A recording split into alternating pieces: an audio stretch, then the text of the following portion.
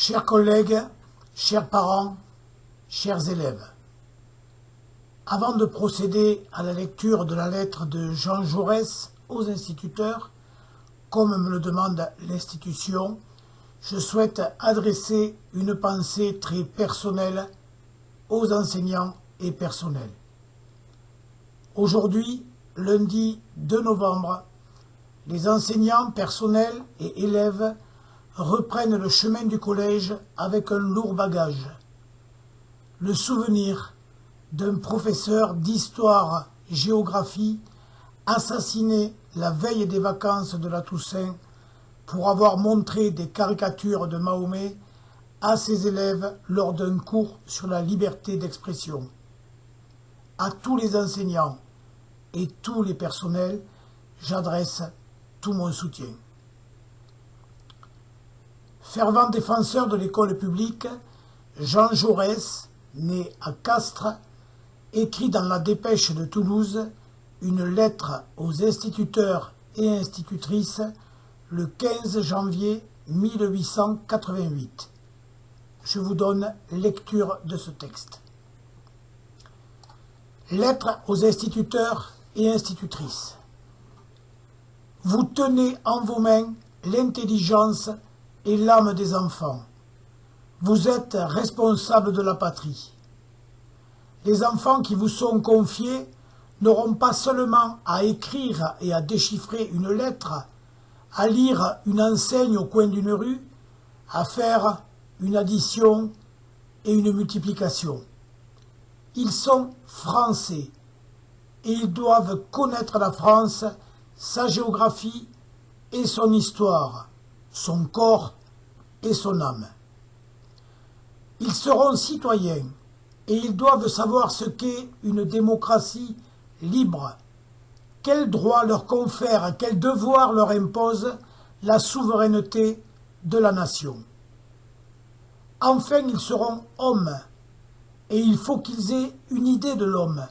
Il faut qu'ils sachent quelle est la racine de toutes nos misères, l'égoïsme aux formes multiples. Quel est le principe de notre grandeur? La fierté unie à la tendresse. Il faut qu'ils puissent se représenter à grands traits l'espèce humaine domptant peu à peu les brutalités de la nature et les brutalités de l'instinct et qu'ils démêlent les éléments principaux de cette œuvre extraordinaire qui s'appelle la civilisation. Il faut leur montrer la grandeur de la pensée. Il faut leur enseigner le respect et le culte de l'âme en éveillant en eux le sentiment de l'infini qui est notre joie et aussi notre force, car c'est par lui que nous triompherons du mal, de l'obscurité ou de la mort. Et quoi? Tout cela a des enfants? Oui, tout cela. Si vous ne voulez pas fabriquer simplement des machines à épeler. Je sais quelles sont les difficultés de la tâche. Vous gardez vos écoliers peu d'années et ils ne sont point toujours assidus, surtout à la campagne. Ils oublient l'été le peu qu'ils ont appris l'hiver. Ils font souvent, au sortir de l'école, des rechutes profondes d'ignorance et de paresse d'esprit. Et je plaindrai ceux d'entre vous qui ont pour l'éducation des enfants du peuple une grande ambition, si cette grande ambition ne supposait un grand courage. J'entends dire, il est vrai, à quoi bon exiger tant de l'école? Est-ce que la vie elle-même n'est pas une grande institutrice? Est-ce que, par exemple, au contact d'une démocratie ardente, l'enfant devenu adulte ne comprendra point de lui-même les idées de travail, d'égalité, de justice, de dignité humaine, qui sont la démocratie elle-même? Je le veux bien, quoiqu'il y ait encore dans notre société, qu'on dit agitée, bien des épaisseurs dormantes où croupissent les esprits. Mais autre chose est de faire tout d'abord amitié avec la démocratie par l'intelligence ou par la passion. La vie peut mêler dans l'âme de l'homme à l'idée de justice tardivement éveillée, une saveur amère d'orgueil blessé ou de misère subie, un ressentiment et une souffrance.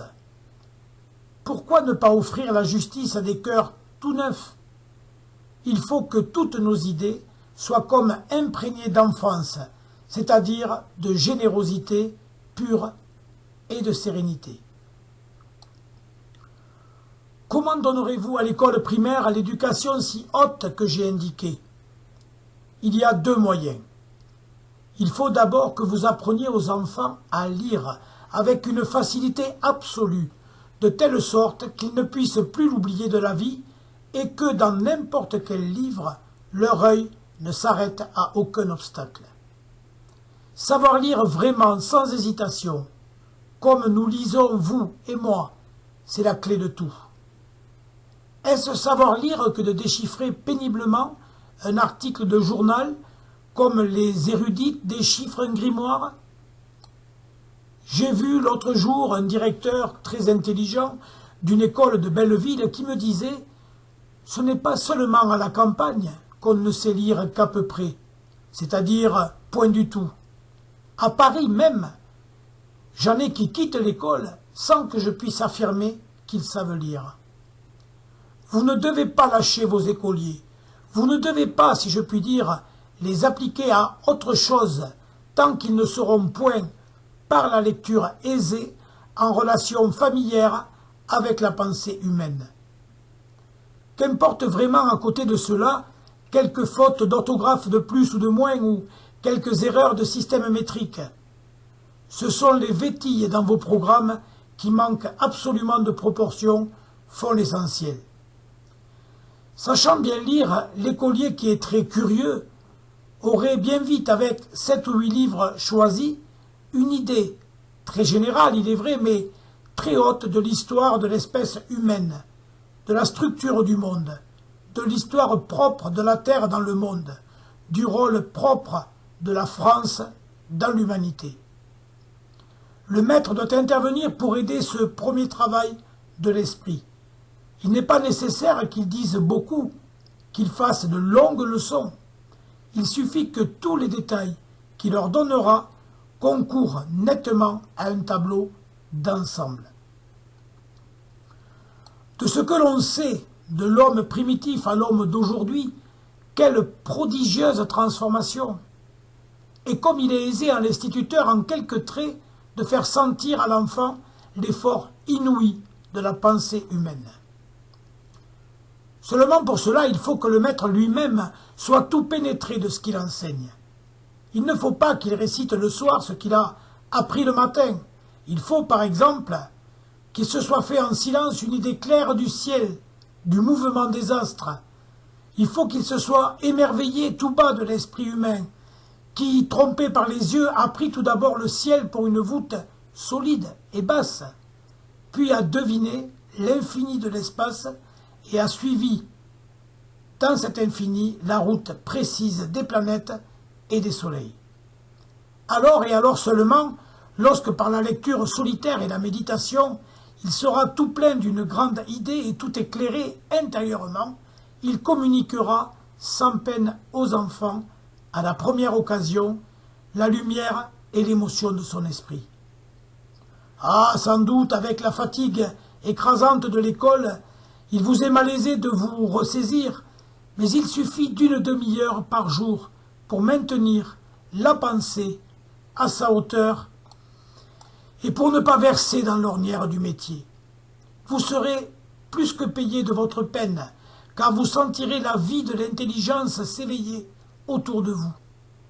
Il ne faut pas croire que ce soit proportionner l'enseignement aux enfants que de le rapetisser. Les enfants ont une curiosité illimitée et vous pouvez tout doucement les mener au bout du monde. Il y a un fait que les philosophes expliquent différemment suivant les systèmes, mais qui est indéniable. Les enfants ont en eux des germes, des commencements d'idées. Voyez avec quelle facilité ils distinguent le bien du mal. Touchant ainsi aux deux pôles du monde, leur âme recèle des trésors à fleur de terre. Il suffit de gratter un peu pour les mettre à jour. Il ne faut donc pas craindre de leur parler avec sérieux, simplicité et grandeur. Je dis donc au maître, pour me résumer, lorsque d'une part vous aurez appris aux enfants à lire à fond, et lorsque d'autre part, en quelques causeries familières et graves, vous leur aurez parlé des grandes choses qui intéressent la pensée et la conscience humaine, vous aurez fait sans peine, en quelques années, œuvre complète d'éducateur. Dans chaque intelligence, il y aura un sommet, et ce jour-là, bien des choses changeront.